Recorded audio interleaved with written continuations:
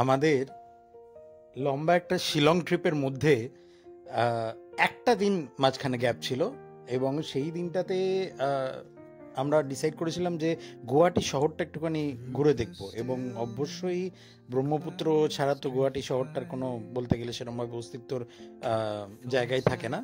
সেখানেই একটা river cruise. এই ক্রুজের নানান রকমের টাইমিং আছে। সেই টাইমিংয়ের মধ্যে সানসেট একটা আছে, সানডাউন আছে, আর ডিনারের জন্য রাত্রেবেলা ক্রুজটা কিন্তু চালু থাকে। এই ক্রুজের আমরা যেটাতে চলেছিলাম সেটার নাম হচ্ছে MV মানসপুত্র। মানসপুত্র ব্রহ্মপুত্র নদীর উপরে, এবং কিছুটা আপনি এই ভিডিওটা দেখলে দেখতে পারবেন যে এখানটাতে রোপওয়েটাও কিছুটা দেখা যাচ্ছে, যেটা 2020 সাল থেকে অ্যাক্টিভ হয়েছে। অনেকটা ডিলে হওয়ার পরে 2006 সাল থেকে এটার প্রয়াস চলছিল হওয়ার জন্য। হাউএভার, যাই হোক, এই ক্রুজটাতে কিন্তু আপনারা দুটো অপশন পাবেন। একটা হচ্ছে মিডল ডেক, যেটা একতলা, এবং আপার ডেক, যেটা হচ্ছে দুতলাতে।